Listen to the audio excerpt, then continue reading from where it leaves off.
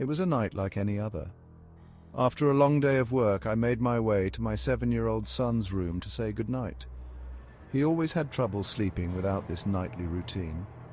The room was dimly lit, casting shadows that danced eerily on the walls.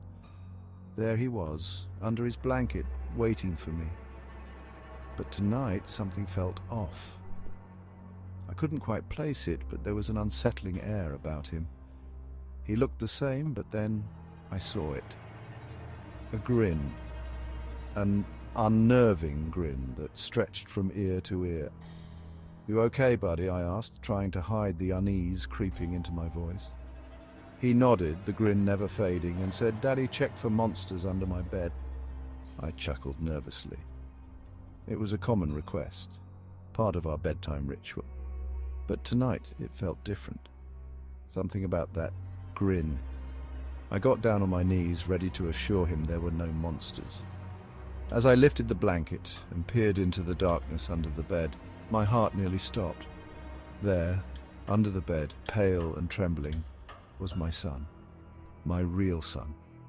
His eyes wide with fear, he whispered, "Daddy, there's someone on my bed." I froze. My mind raced, struggling to comprehend what I was seeing. If my real son was under the bed, then who or what was on top of it, grinning at me? A chill ran down my spine. I wanted to believe it was all just a nightmare, but the terror in my son's eyes under the bed told me otherwise. I slowly stood up, the room suddenly feeling much colder. The thing on the bed tilted its head, still grinning as if mocking me. My instinct was to protect my son, but fear paralyzed me. I had to act. I had to get my son out of there. But how could I move without provoking whatever was on the bed? With a deep breath, I reached under the bed and took my son's hand.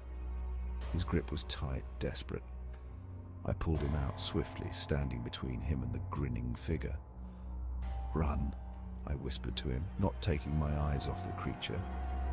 He hesitated for a second and then bolted out of the room. The thing on the bed slowly rose, its grin never fading.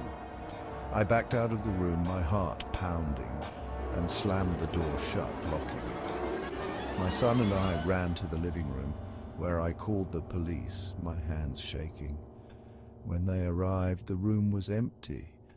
No sign of anyone or anything ever being there. But I know what I saw. And every night since, I can't help but feel that chilling presence. Watching, waiting. If you ever see that unnerving grin on your child, be careful. You never know what might be lurking in the shadows.